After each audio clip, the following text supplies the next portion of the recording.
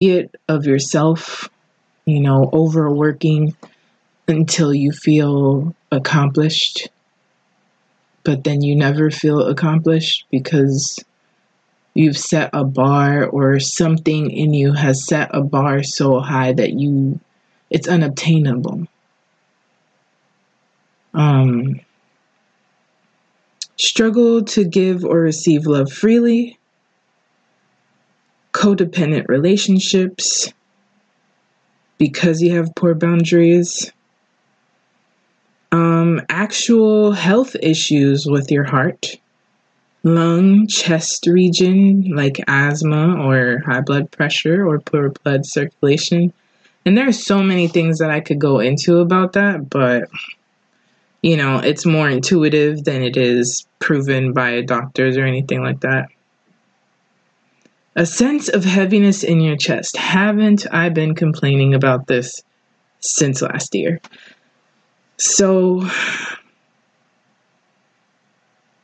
really and truly, if there has been, basically, if you haven't healed from any of the traumas that have happened, you're going to doubt your own value and worthiness. And this will mess up your whole flow, because if inside you feel unworthy, unlovable, how on earth can you be paid everything that you are worth? How can you attract relationships that are good for you if you don't have a dope relationship with your own self? And let's continue. Do you have a deficient or excessive chakra? So deficient, you feel slow, passive. You're just not engaged. You're disengaged from life, right? Excessive chakra, just like everything, excessive, you're just doing too much. You need too much, you want too much, you give too much. Excessive. You can be aggressive, and not in a good way. Also, your self-talk is very aggressive towards yourself. Or you're very anxious. And if you have an excessive, then you're clingy, smothering, and love being a martyr. So there you go. How do we heal this? And this is also why I wanted to discuss this, because as I feel the burn of my self-imposed deadline of publishing my poetry novel, I feel the anxiety, and I think a lot of us as creatives get anxious when it comes to creating, and we start doubting, like, is this, will anybody want to listen to this? Do I want, am I doing enough? That critic who's like, you're not doing enough. Recognize that voice and know that it is not yours.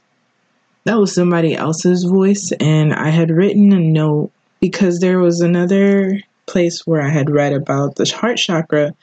It said, where you feel your sense of identity leaving you, right?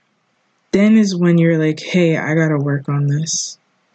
Because I believe that the heart chakra holds like your boundaries, because boundaries are ways that you allow yourself to be loved and other people to love you the way that you need. So we'll go into it a little bit further. I found a really good article, and all of these are going to be in the show notes because I want you to read. And chakras it's maintenance. It's hygiene, basically. Emotional, physical, mental hygiene. And there we go. Money is energy. And peep this as you work through your own things. When you are at your highest vibration, where you feel joy and you feel supported and loved, even if it's not by others, but by yourself, see how life feels.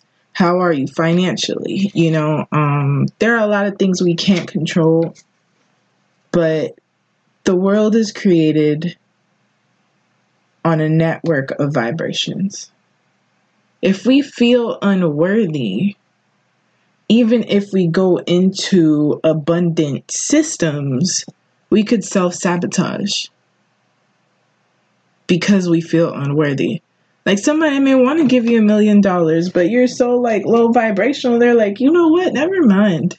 That's the universe. That's what the universe does. It's like, I wanted to give you this gift, but you don't feel like you want this gift. So how am I going to give it to you?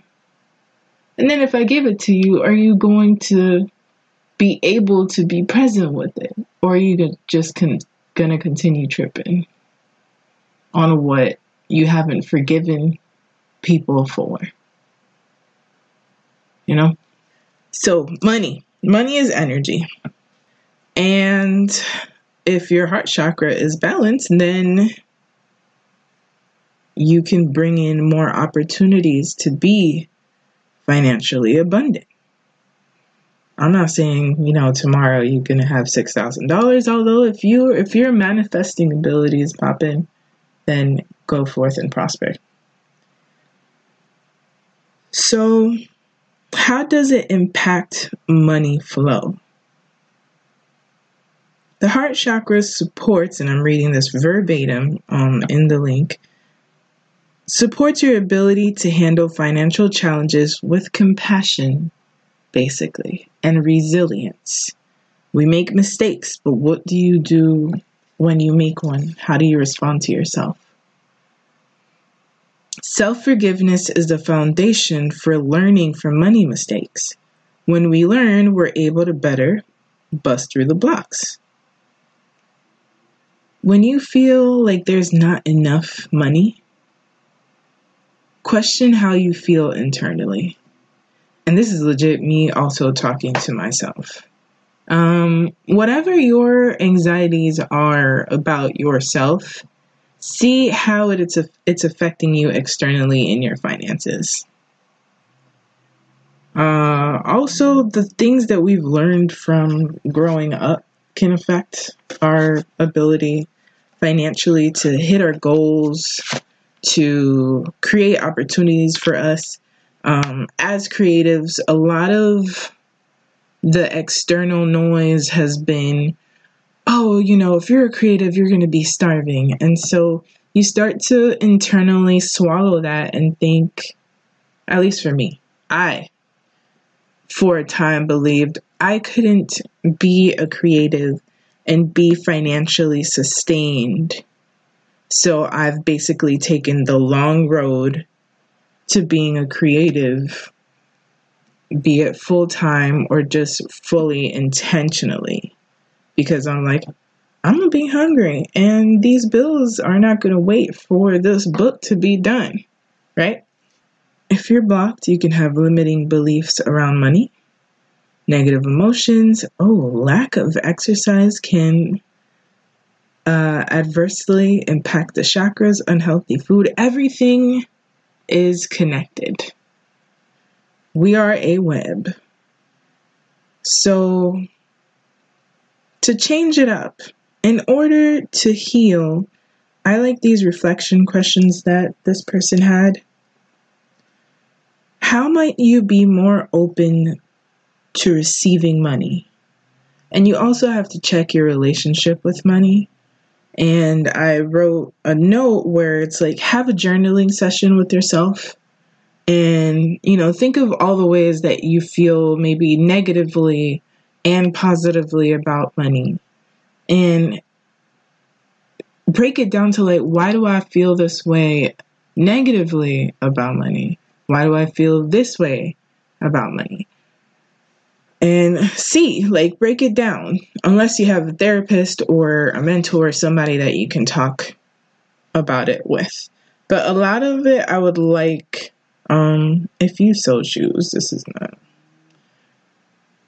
some internal conversation, internal dialogue, because sometimes I've received a lot of external input to the point that sometimes I don't know what my response is.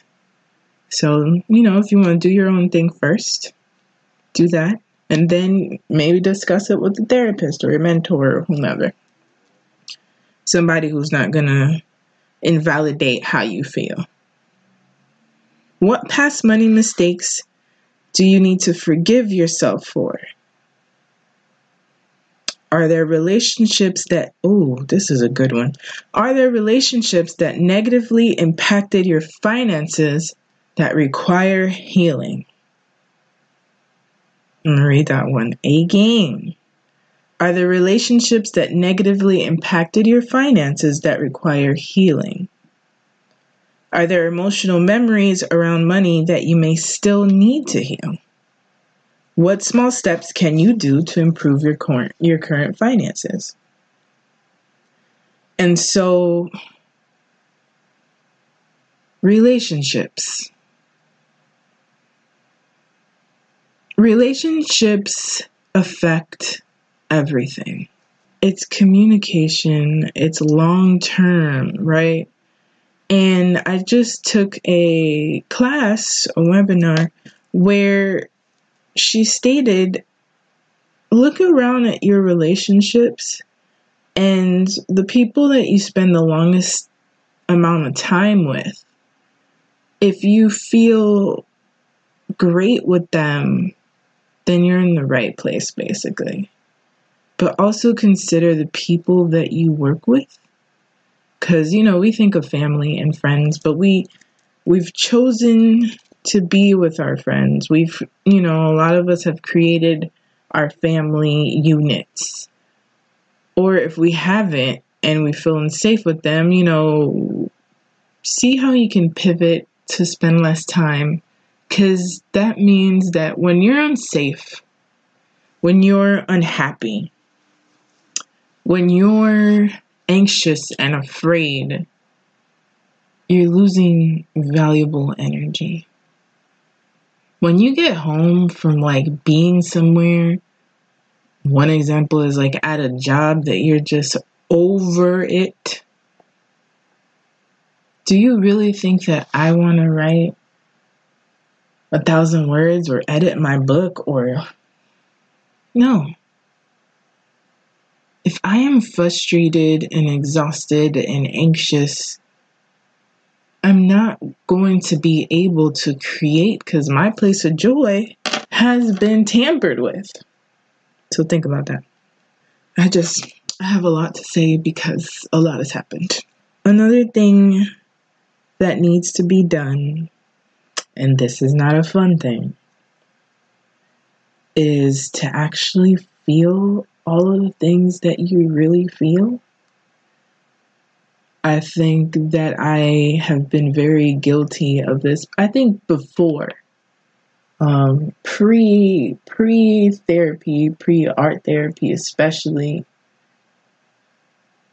to just bypass how I feel and be like, I'm going to keep going. I'm going to bury myself in work. I am going to all that extra fluff that I've put into my life in order to not deal with whatever was going on at the time, it all catches up. And in my mind, that's our karma that we create for ourselves. Had we not forgiven it in the moment, let me rephrase that.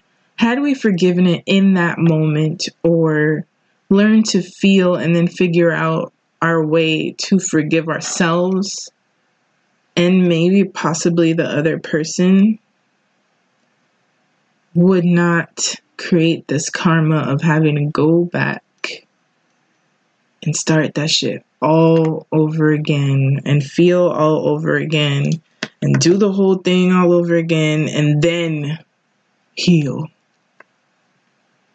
You know, nothing